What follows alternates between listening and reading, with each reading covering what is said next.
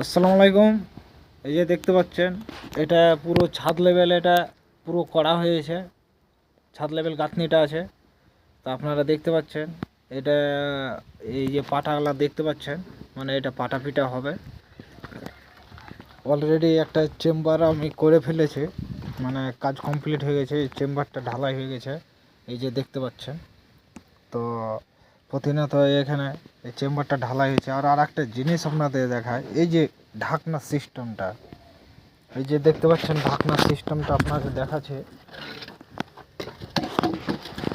এই যে ঢাকনার সিস্টেমটা, এই যে এভাবে করে কোনো মিস্ত্রি এভাবে করে কাজ করে না।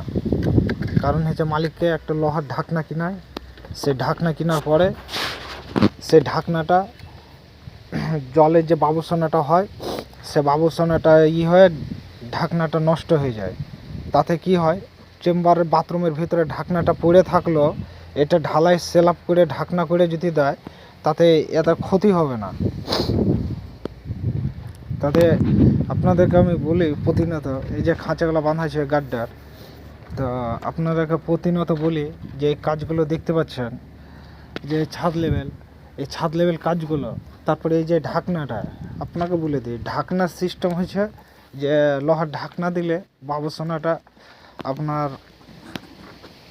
লোহার ঢাকনাতে বাবুসোনাটা হয়ে ভিতরে ঘামটা যে ধরে, যে জলটা ধরে যায়, সেটাতে মুচ্ছে না লেগে ঢাকনাটা ভাঙার ভবিষ্যতে কি হয়, ওটা ক্ষতি হয়। মানুষ দেখালে বাথরুমের ভিতরে ঢাকনাটা থেকে গেলে তারা কি করে, মানে আসা যাওয়াটা হয়। আর এটা ঢালাই ঢাকনা দিলে সে ভয়টা থাকে না।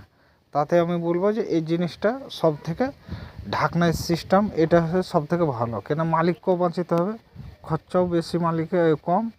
আর এই ঢাকনা একটা 2000 টাকা দিয়ে দুটো ঢাকনা 4000 টাকা লাগার কি দরকার। তো সবসময় কাজ করতে গেলে একটু মিস্ত্রিটাকে বুঝে শুনে কাজ করতে হবে। পরের ভিডিওতে আসবো। আসসালামু আলাইকুম।